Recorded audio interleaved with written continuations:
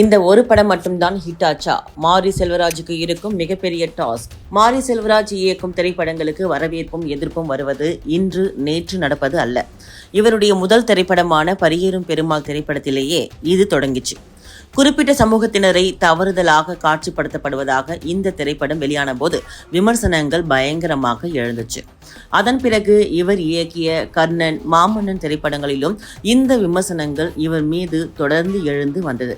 தற்போது இவர் இயக்கி இருக்கும் வாழை திரைப்படத்திலும் இது போன்ற சில விமர்சனங்களே இவர் மீது வைக்கப்படுது. பொதுவாக மாரி செல்வராஜ் தன் திரைப்படத்துல இடதுசாரி அரசியலை தெளிவாகவும் புரியும்படி காட்சிப்படுத்தப்பட்டாலும் அது எல்லோருக்குமான படமாக இருப்பதில்லை. மாறாக அந்த திரைப்படங்களில் வரும் காட்சிகளில் குறிப்பிட்ட சமூகத்தை தவறாக சித்தரித்து காட்சிகள் அமைக்கப்படுவதாக கருத்துக்களும் எழுந்து வருது. சமீபத்தில் ரஞ்சித் இயக்கிய தங்கலான் திரைப்படத்திலும் இதுபோன்ற விமர்சனங்களை முன்வைக்கப்பட்டது. வணிக ரீதியான மாரி செல்வராஜ் திரைப்படங்கள் வெற்றி அடைந்தது என்றால் அது பரியேறும் பெருமாள் மட்டுமே. அதன் பிறகு அவருடைய இயக்கத்தில் வெளியான கர்ணன், மாமன்னன் எதிர்பார்த்த வெற்றியை தரல. இதுல கர்ணன் திரைப்படம் கோவிட் லாக்டவுன் போடப்பட்டதால எதிர்பார்த்த லாபத்தை விநியோகஸ்தர்களுக்கு கொடுக்கவில்லை என அப்போது செய்திகள் வந்தது.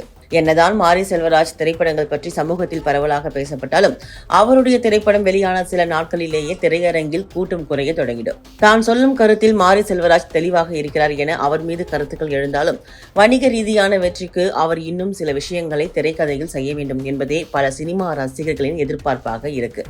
சினிமாவை பொறுத்தவரை பல தயாரிப்பாளர்கள் லாப நோக்கத்தை கணக்கில் வைத்தே ஒரு திரைப்படத்தை தயாரிக்கிறார்கள். சிறிய பட்ஜெட்டில் உருவாகும் திரைப்படங்களுக்கும் இந்த விஷயம் பொருந்தும்.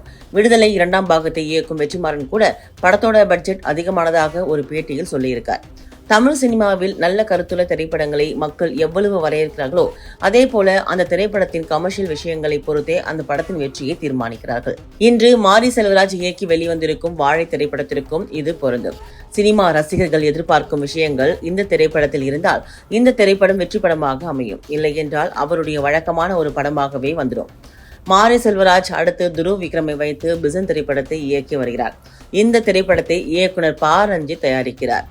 இயக்குனர் ரஞ்சித் பிசன் திரைப்படத்தை அனைவருக்கும் சென்று சேரும் படமாகவும் கமர்ஷியல் படமாகவும் இருக்க வேண்டும் என மாரி செல்வராஜிடம் கேட்டுக்கொண்டதாகவும் சொல்லப்படுது.